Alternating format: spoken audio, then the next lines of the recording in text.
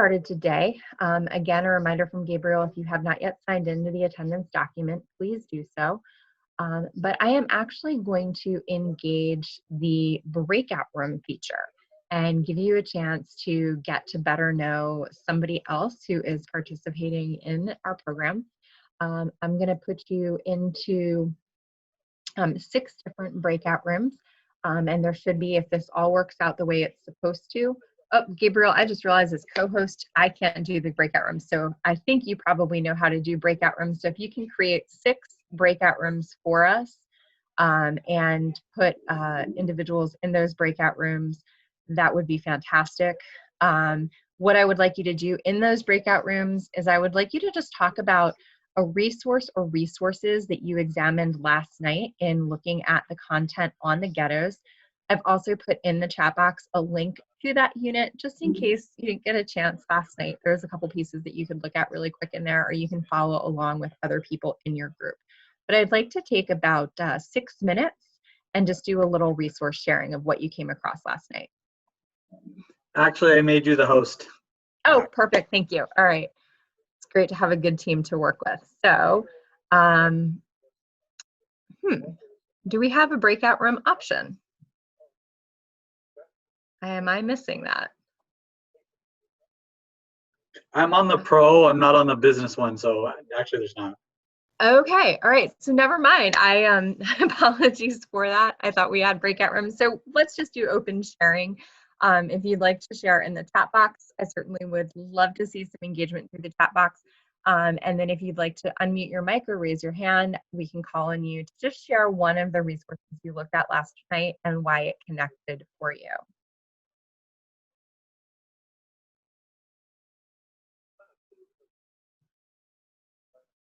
And while you guys are warming up and deciding if you want to unmute your mic and share or raise your hand or share in the chat box. Oh, I see Teresa actually went and checked out the Rescuers and Non-Jewish Resistance lesson and thinking about how to use it with the novel Number the Stars. Absolutely, there's some great stuff in there and some good secondary source background pieces for you as well. Again, feel free to unmute your mics, raise your hands, or share in the chat box. For me personally in this unit on the ghettos, the Diary of David Sarkowiak, which is down near the bottom, is one of my personal favorites.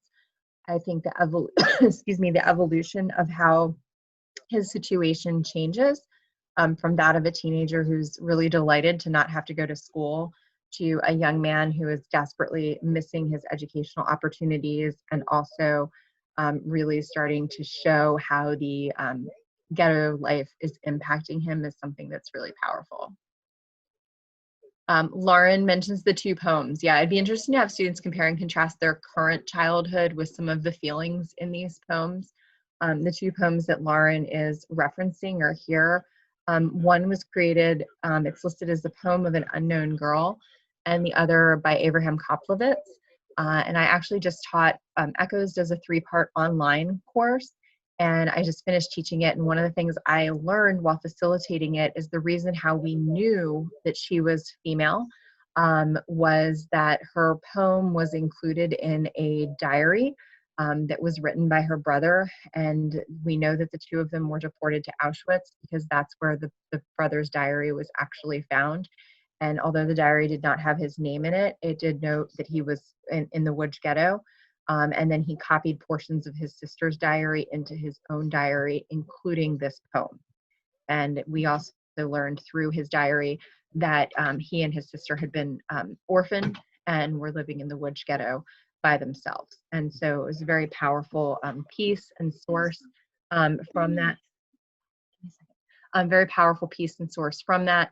I also see the mention by April of Daniel's Story, which is a great audiobook and great feature to examine as well. And for those of you that are closer to Washington, D.C., like myself, you might be familiar if you've ever visited USHMM with the Daniel's Story exhibition, which is geared towards younger audiences, but also has a really powerful impact as well on Daniel's Story.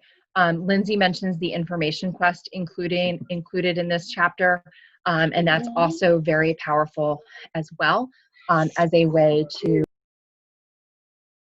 engage with this particular content. So we're going to actually delve into Eyewitness a little bit further in just a few moments.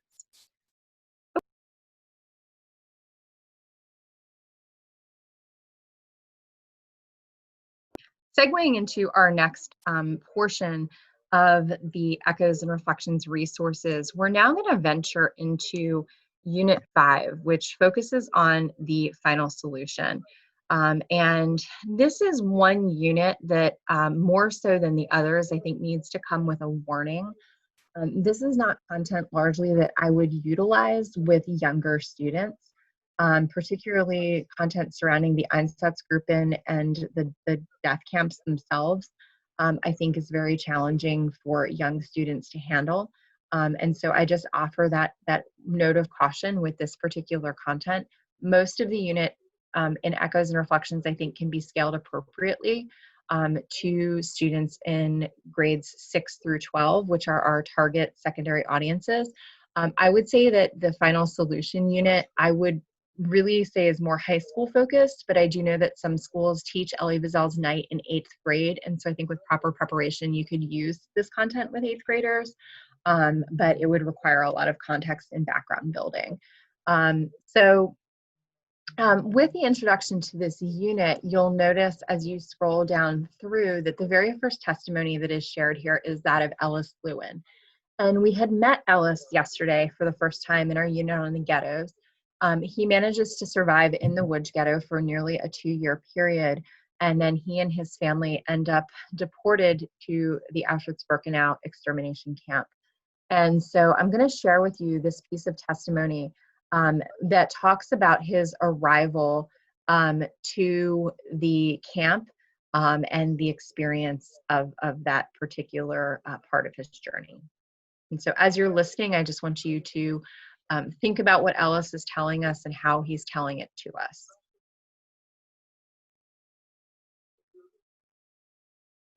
When we arrived to Auschwitz, the minute they opened the wagons, it was just total, complete misery, beatings and screamings and beatings and barking of dogs and growling of dogs and whistles of trains and screaming and beating and screaming and commands given. It was just like you open the doors and all of a sudden you find yourself in this inferno, in this unimaginable horror that you, as an adult or a child, would see in nightmares, and it was just coming through. And we were just holding on to each other, and I don't know, within minutes, my mother and my sister were dragged to one side, and I was dragged with my dad to another. We were told to go to another side. And they never had a chance to say goodbye to my mother, never had a chance to say goodbye to my sister. The pace, the speed of this thing, it was done by design. It was done to both for the person not to be able to comprehend or understand or in any way be able to think for a second what was happening. It was just incredible. It was just an incredible situation. And it was just, as I tell it to you now, it's difficult for me to even describe it because it was happening on a minute-to-minute situation. And I got into this line. It was this big line, and I saw my mother on the other side. There was another side where the women went, and I never saw her cry. I never saw her reach out. She just, the last thing I saw was she was hanging on to my sister. And my dad hollered to her, you take care of her, I'll take care of him, in Yiddish. And whatever we have to do, this was the last word I heard. And my dad threw me in front of him. And he says, keep walking very tall, don't even, because we were observing what was going on in the front, in the front of the lines. And the one thing you didn't want is for the Germans to see that you were holding on to your child, because that was the whole idea, is to break up the family, murder the family. That was the genocide of the whole thing. So by not identifying that this is your child, there was a little bit of an edge you had to possibly survive. The fact that you were on your own and you sort of didn't belong to any family.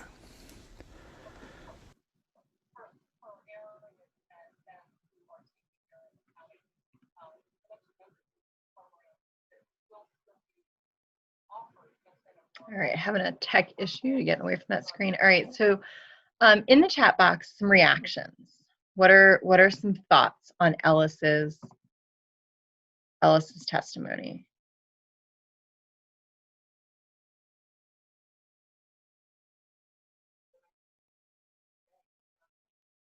What are some thoughts on Ellis's testimony?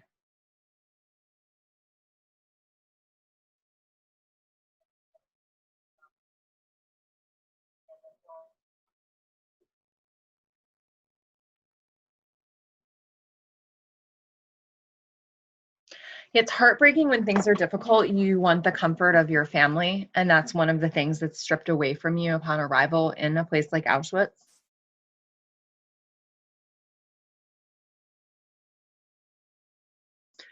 Nicole mentions, as a mother, it's horrifying to think of being away from my children. I agree.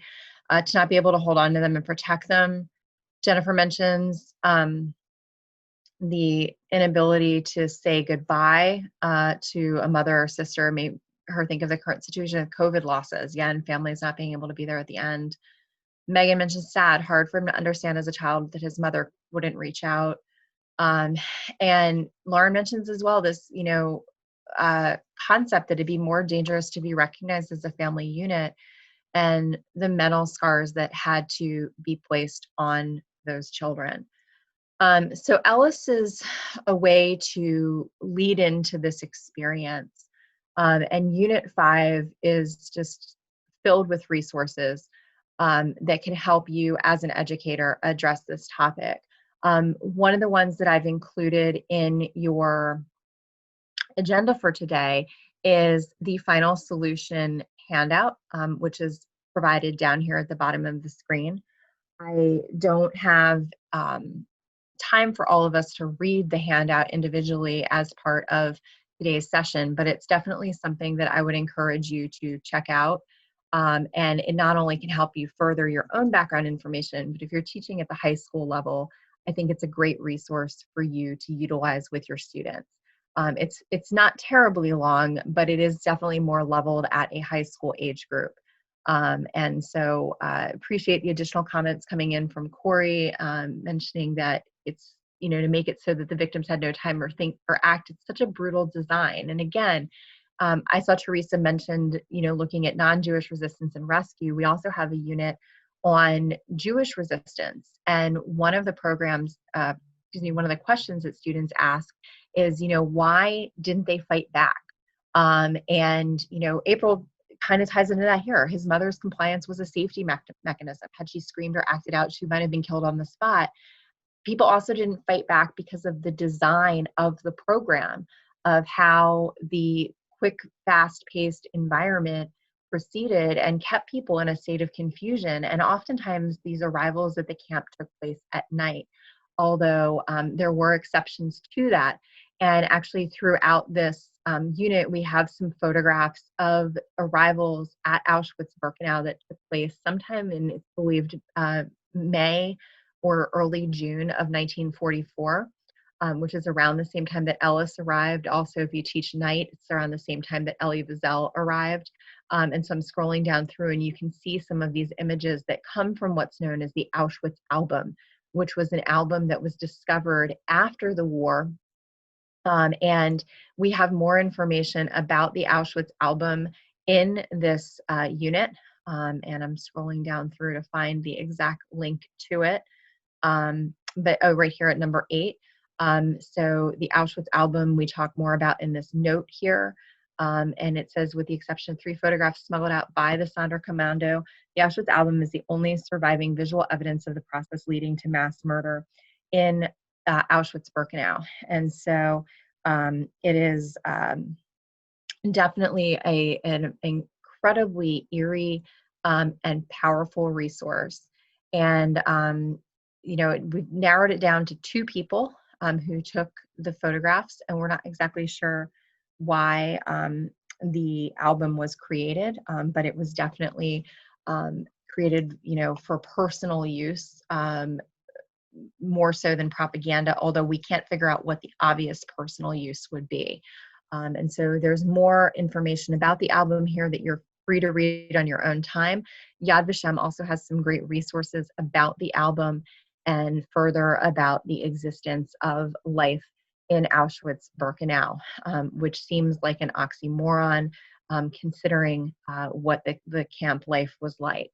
And so I do want to share an additional piece of testimony before we head over to Eyewitness, for a number of reasons. One, I think it's important to have a female perspective to accompany the male perspective of the experience of life in Auschwitz-Birkenau.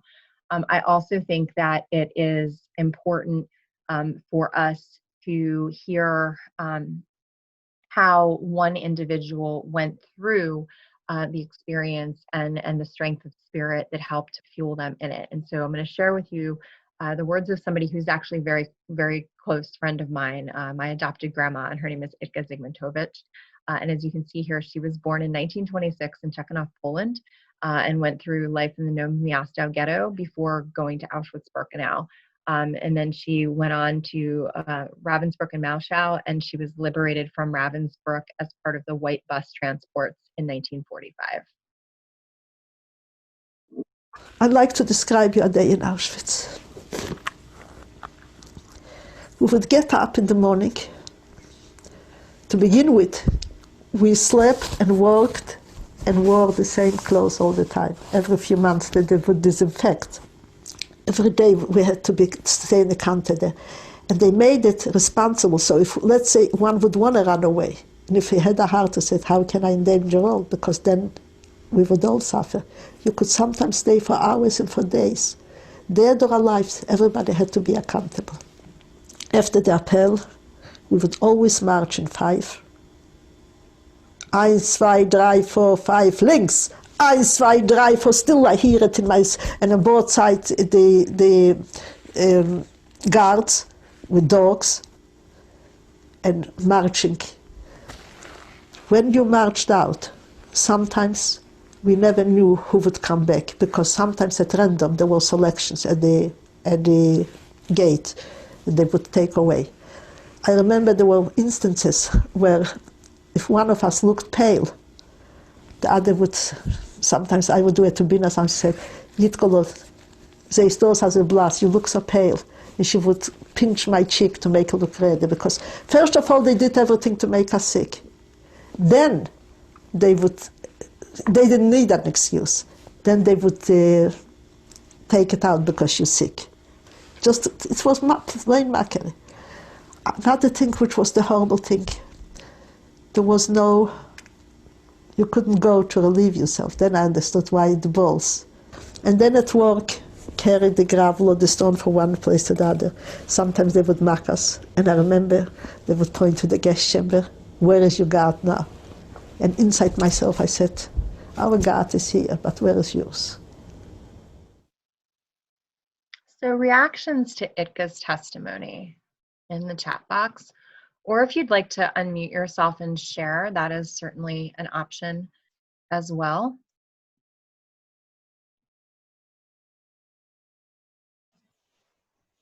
Clarence?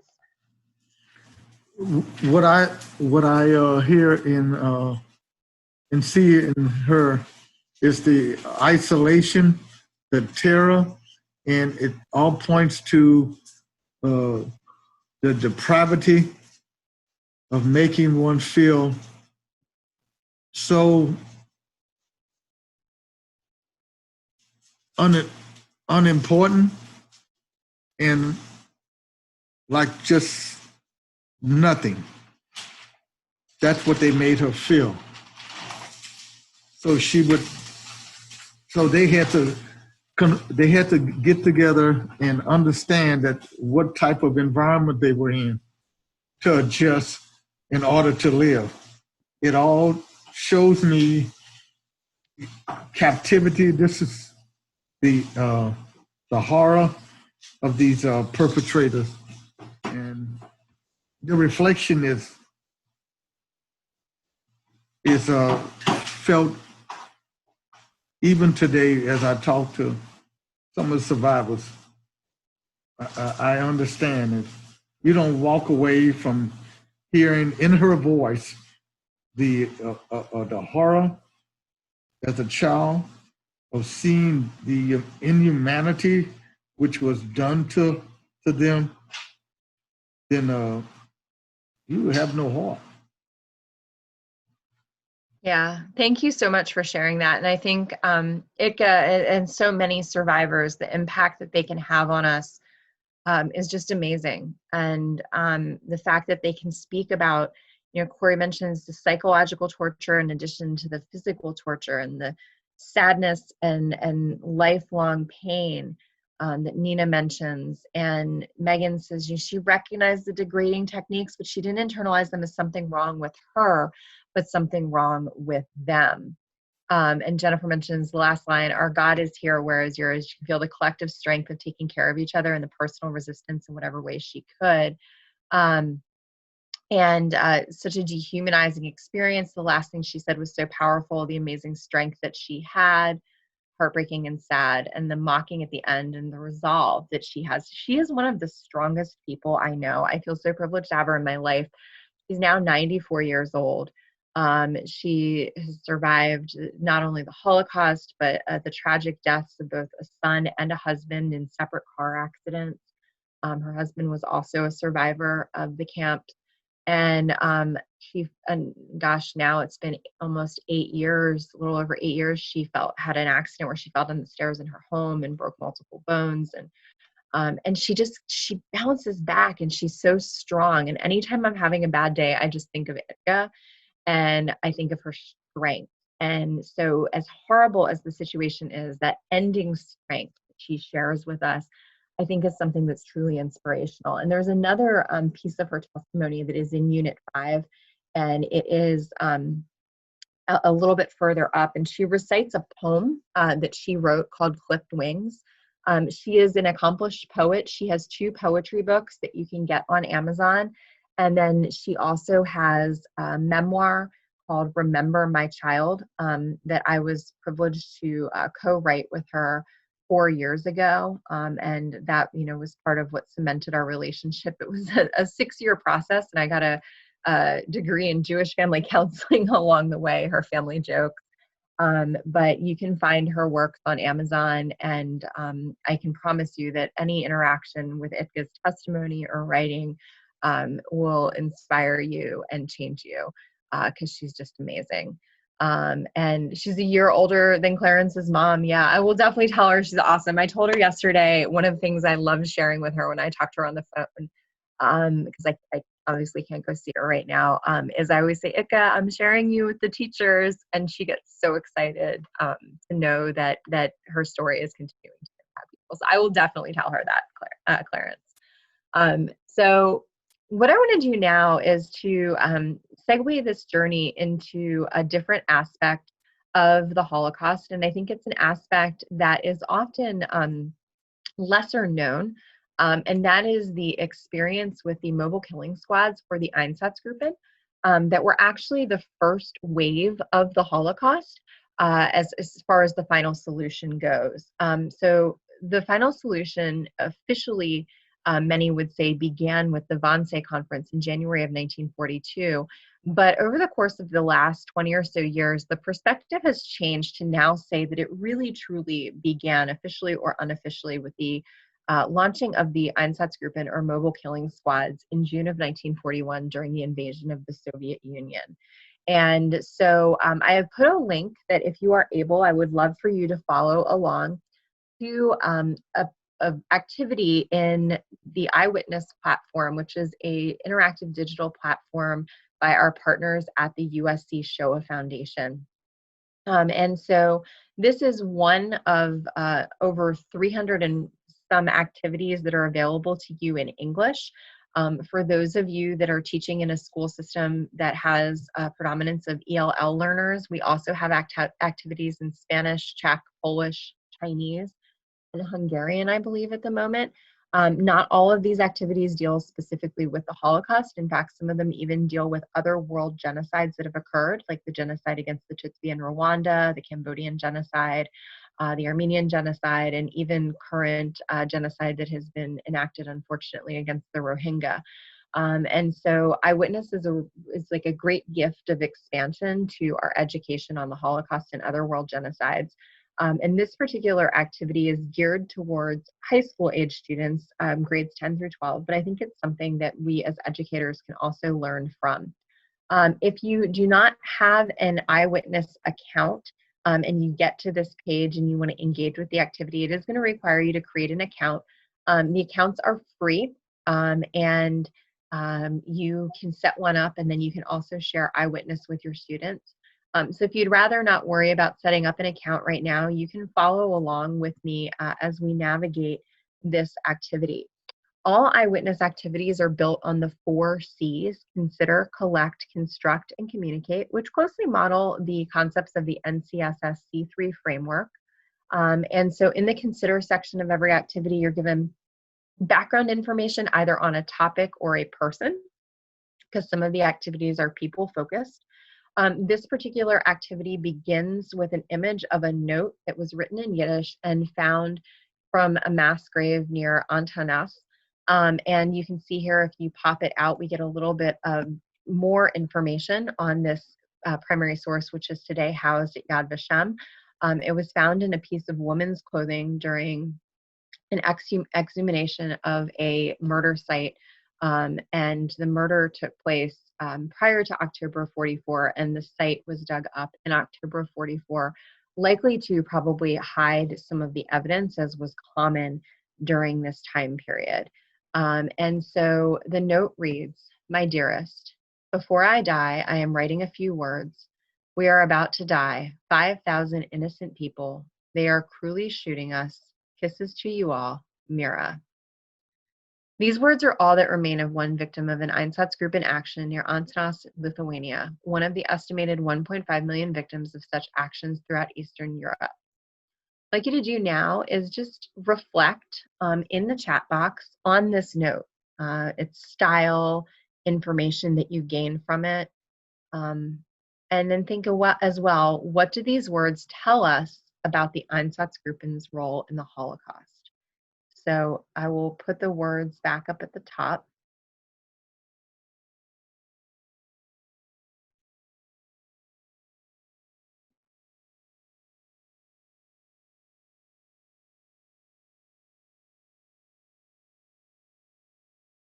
And then in the chat box, if you guys just going to take a few moments to reflect on the note.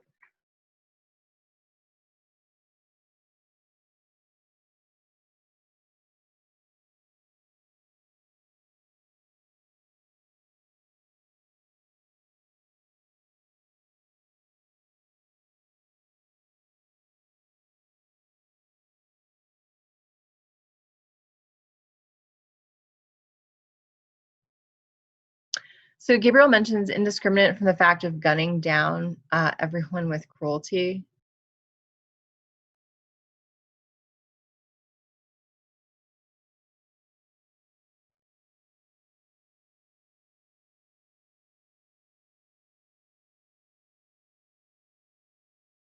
Taking the time to say goodbye. Debbie mentions the hope and despair, knowing what is happening, but still trying to let others know.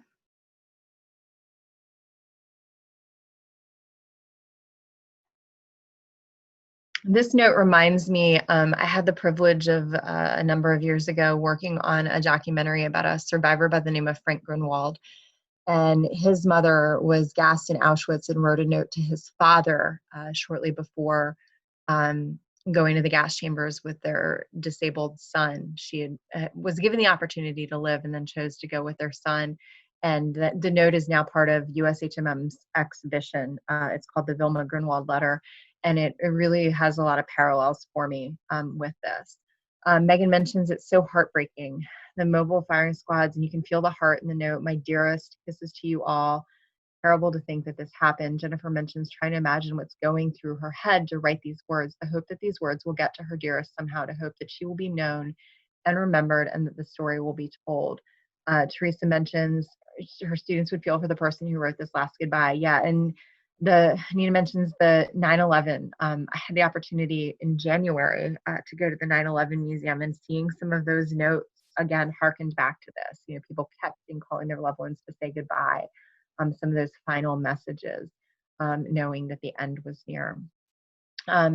Lindsay mentions it makes me wonder how large the Einsatzgruppen was in order to gun them down, so many people at one time. Again, another example of the thought and design that went into being so cruel. And so that's a great question statement, Lindsay. The next part of the activity would actually direct the students to the final solution handout, which is available to students and educators in the toolbox here. It's the top piece in the toolbox. This is the same final solution handout from Echoes and Reflections that I referred to, saying we wouldn't take the time to read it today, but it shapes and provides additional information on not only the Einsatzgruppen, but the evolution of the final solution. And then some additional information is provided for you here in the box. So we're giving students that contextual background information. The note provided, the impetus for Lindsay to ask that question, and question that students might have as well. And as we go through the activity here, you're going to see some additional answers to those questions. As students are progressing through the activity, they would have the opportunity to fill in some responses. The way this activity is created is if you have one piece of technology in your classroom, you can still have your students complete this activity. Or if you're one-to-one or have classroom laptops, you would then, instead of printing this out and handing it to them, you would just have them complete it in platform. And so it's really flexible for this type of activity, which is known as a mini quest, to be adapted based on your classroom technology situation. The next component, the collect section, is going to have students jot down some notes of the Einsatzgruppen. And so again, if you're following along in the platform, you can download the map itself, or you can view it on the screen.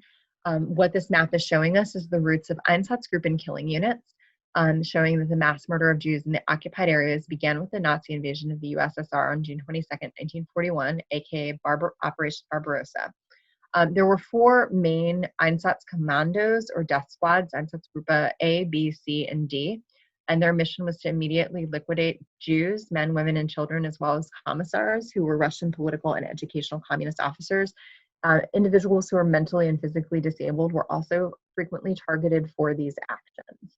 And so this next component of the activity would ask you as the learner to collect 3 examples of information that you learned from this map that might support some of the content that you learned in the previous section. So identifying the fact that this is taking place in Eastern Europe, so connecting to the note on Lithuania. And I'm just going to put the map on the screen so you can see it a little bit better. Also making the connection as well to start to answer Lindsay's question that this was a pretty involved operation. And, killing 5,000 people, there were not 5,000 executioners, but they were assisted by collaborators in local communities, many whom harbored anti-Semitic beliefs even prior to the Nazi invasion. Others who simply wanted to curry the good favor of the occupying powers, which is something that is sociologically and psychologically understandable to a degree. And then from there, after you would examine the map, you would advance to the next component, which has us looking at something known as the Jaeger Report, which was written, I feel like I'm going to sneeze, maybe not, written by the commander of Einsatzkommando 3, Karl Jaeger, and he wrote this report in December of 1941. The report is available to you here in the chat box, or excuse me, in the toolkit. And I'm also going to put the link to it in the chat box. I think you should be able to get that link and read the Jaeger report. You can see here that it's very specific in who he is writing to and what his role is, and that he's located in Kovno. If you get a chance to just look at it either on my screen or through the link, I'd just like you to go ahead and take a few moments here and read through it and see what you pull out of it.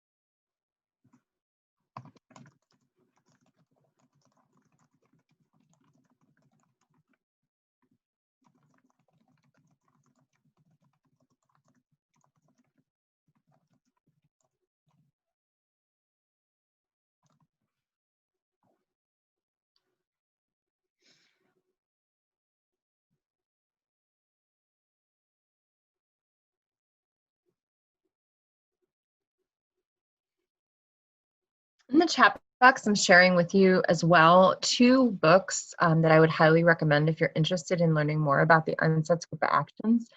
The first book is called Ordinary Men. It's now almost, gosh, it is almost 20 years old, hard to believe. But almost 30 years old. Wow, time is flying. But it looks at why these men who were part of the Einsatzgruppen, who were largely what we call ordinary men. They were doctors, lawyers, teachers, and they took part in these actions because they had signed up to be part of the order police to keep order in communities that would be invaded by German forces. They did not sign up for these things knowing that they were going to be going into Eastern Europe and killing Jews. And so Browning does a really comprehensive and well-shaped job of examining the motivations of these men. Jaeger mentions here 1 official of the intelligence corps was released from participation on account of illness. That could have actually been an individual who recused himself from participating in the shootings because they were actually given the choice, although most men bowed to peer pressure or fear of perhaps being sent to the east. One thing Browning obliterates is the myth that if you didn't participate, you too would be killed. He very effectively shows that that indeed was a myth. Now, certainly if you were sent to the Eastern Front, it might lead to your death, but direct death for refusal to participate in such actions was not the reality. The second book, The Holocaust by Bullets by Father Patrick Dubois. Father Dubois is a Catholic priest who has done extensive research interviewing witnesses and discovering sites of these mass killings throughout Eastern Europe. Today he has an organization called Yahad and Unum, who not only facilitates further expeditions into Eastern Europe to discover and identify the locations of these mass graves, but also to interview the witnesses and provide educational support to educators. And so he has really done some outstanding and amazing work. So with that, any thoughts on the Jaeger report that you'd like to share in the chat box? Yeah, Debbie mentions the sense of simultaneous hatred of Jews, but also being detached and methodical. Very odd phrasing. My students always assume that what about the fear of death from Nazis? Yeah, and wondering where that comes from. I think in the immediate aftermath of the Holocaust and the war, like people created myths that, oh, I had to do it or I would have been killed. But historically, over time, we've determined that that really wasn't the reality through other primary source documentation and actual Nazi policy. So I think that that's something that's a common myth and something that we're learning more about as the years go on. If you have any other thoughts on the Jaeger report, please feel free to share them in the chat box. I want to share the last component of the collect section with you now, which is a film on the Einsatzgruppen.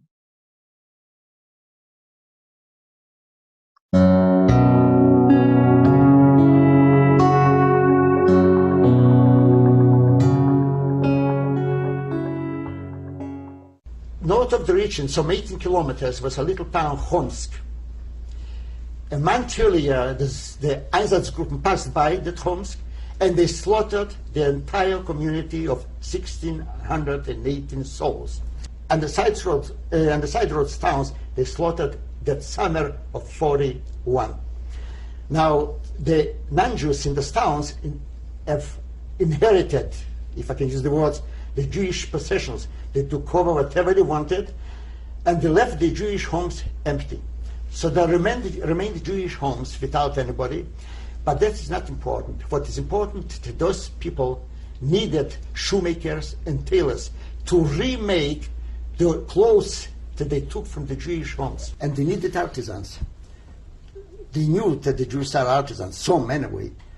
So they agreed to let some 80 to 100 families from Sharshiv to settle in those empty Jewish homes. They were directed to the street in which we were permitted to live. I was told at the end of the street there are 2 huge graves, and of course I went over to see. On one grave, I was told by the couple Jews, Shershivian, but they got it from the local population, the non-Jewish. In one grave, on the right side of the road, which was about 1.5 meters above ground, I would say about 3 to 4 meters wide and about 25-30 meters long, there were buried 1,280 children, women, and old people. On the left side of the road, they were, 1,200 only, 1,200 women, children, and old people. On the left side, there were 480 men. Now, what took place there a month ago was that when the Einsatzgruppen came, they rounded up the entire population, and they looked, of course, made sure that nobody's left, and if they didn't make sure, the local non-Jewish population helped them to make sure that not one is left to claim anything. And they were taken there. The men were ordered to dig a grave in which the women, children, and old people were herded. They were machine gunned. The men were ordered to cover them up. Then the men were taken and across the road. These were the husbands and the fathers. Yes, and the husbands and the fathers were taken across the road. They were ordered to dig a grave for themselves. They were shot, and the local non-Jewish population covered them up.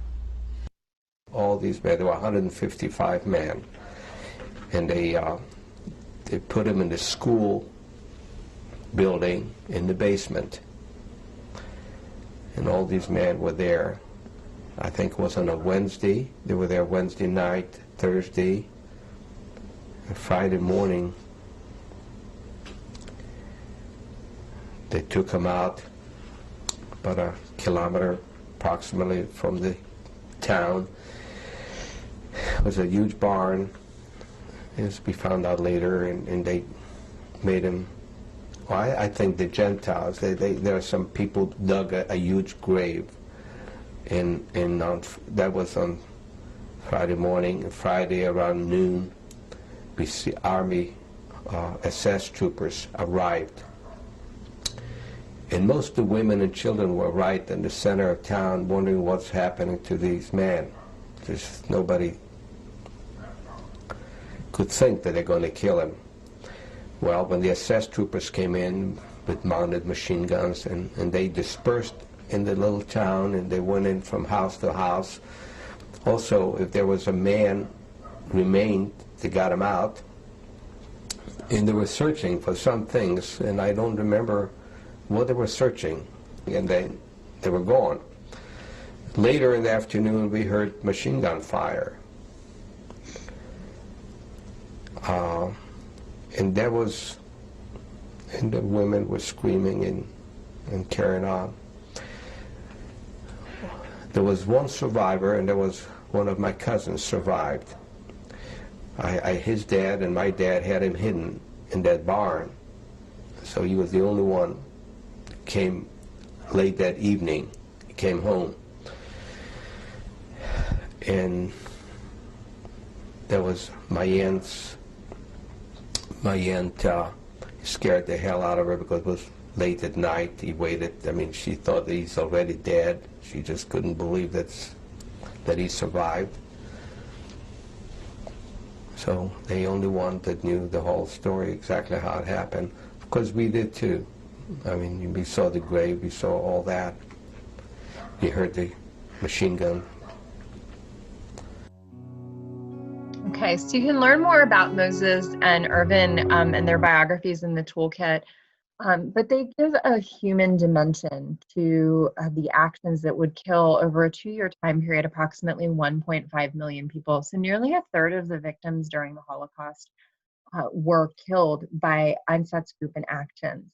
The remainder of the activity for students has them then creating a journal reflection on what was the role of the Einsatzgruppen in the implementation of the final solution, using the Venn diagram to compare the resources that's available in the toolkit. And so you can see it helps your students unpack and compare and contrast primary sources, which is a really critical, and the secondary source of the map, really critical skill for our students to master. Most of the eyewitness activities have, varied outcomes today. Our mini quests are our most popular activities. And I'm just going to bounce into that really quick since we're getting near the end of our time today. You can see here by clicking on activities that we have geo stories, which are geography-based activities. We have an iWalk for Philadelphia, which is actually designed to be experienced in person, but you could use it to take your students on a virtual field trip to the Horowitz-Wasserman Holocaust Memorial Plaza. We have lessons, which are anywhere from 15 to 45 minutes, which are skill-based, topic-based. We have what are known as mindful explorations, which are great for advisory periods, and they all bring in testimony to help teach specific lessons related to a topic and or skill. And then there's mini quests, which is what we just experienced, which has varied product outcomes, poems, collages, public service announcements, etc. And then there are also info quests, which allow students to create word clouds and retitle a video clip they've watched and use that then to interact with their peers. And then lastly, we actually have video activities, which use the WeVideo platform to allow students to design their own little mini documentaries based on a specific assignment. As an educator, you have full access to the WeVideo video platform, and you can use testimony from eyewitness to design your own little documentaries to use with your students. If you want to create a compilation of experiences in Auschwitz, you can do that through that.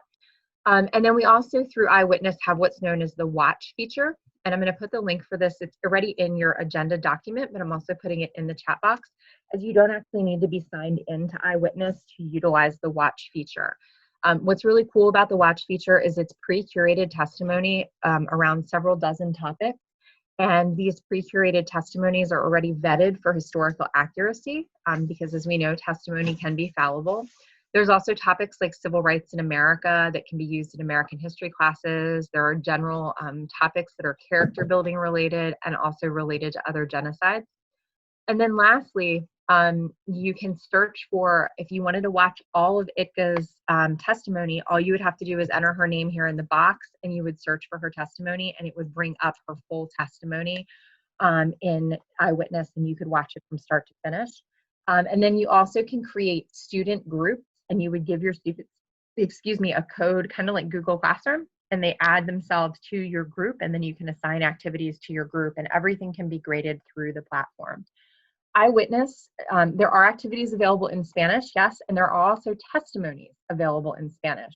Many of them are of Guatemalan genocide victims and survivors, but you can see here that there's a testimony on Auschwitz available in Spanish. So you can see there through that sort in the upper right. And the broader Eyewitness platform, which has nearly 3,000 testimonies, has Spanish language testimonies in it. So Eyewitness does have a ton of resources. They do their own professional development. This was just a very brief glimpse into it, into the connection through echoes and reflections with that particular eyewitness activity on the Einsatzgruppen. The experiences during the Holocaust are so multifaceted and broad, and we have units on resistance and rescue, as well as perpetrators, collaborators, and bystanders, specific focus on children's experiences during the Holocaust, and then, as I mentioned, our most recent unit on contemporary anti-Semitism. To take you to our Safe Out for today, I am going to take us to our unit on survivors and liberators to introduce you to a very special man, and that is Paul Parks, who was a liberator during the era of the Holocaust, and he also would later go on to become the Massachusetts State Secretary of Education. Paul was fairly young. He was 16 when the Second World War broke out, so he was late teens, early 20s. He was 22, in fact, not even 22 at the time that he liberated a concentration camp. And so I think for many of my students in the situation I teach in, he's not much older than them. And he's also a person of color who's somebody that they can connect to. So it helps to personalize the history for the students in the community that I teach in. And so while Paul does tell us some sad things in this testimony, there's also a piece of it that I think that's really going to help you have our Safe Out for today. So I'd like you to take a moment now and listen to what Paul has to share with us. As we got inside, these people came out of these barracks-like buildings, their striped uniforms on, and just in devastated shape. One of the fellows came out who spoke English, and he said, "Are you Americans?" And I said, "Yes." He said, "Thank God," and he hit the ground and started to pray. I know I talked to one woman. That's interesting. I talked to this woman who was a young child, and I told her who I was. I was on my knees talking to her, and I told her my name, and it was just a nice kid who was just, and she wasn't in too good a shape, but she was in better shape than most of them for some reason.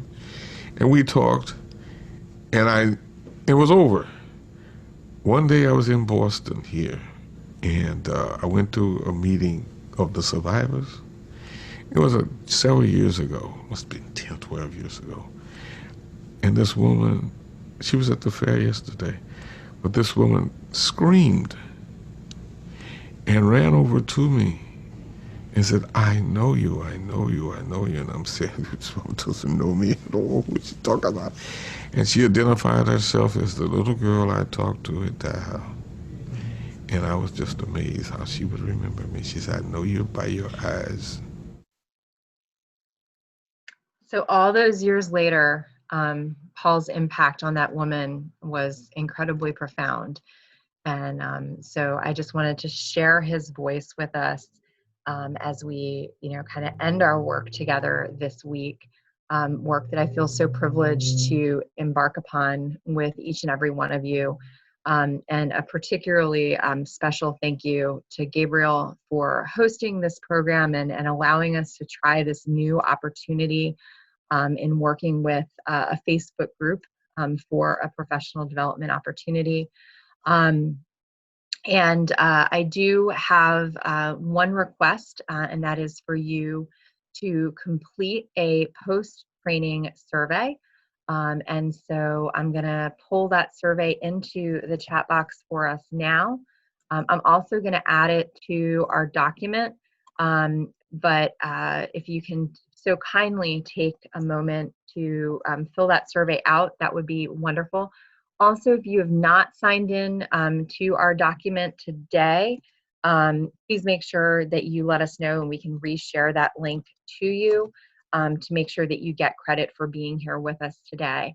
And again, thank you so much. We're looking at July 28th through the 30th to do our next presentation together. This one's going to focus on the refugee experience during the era of the 1930s and today. And so we hope that you can join us for that session. And Gabriel, thank you again. Thank you for everything. It was amazing, and I learned so much, and I'm excited to the one in the end of July as well.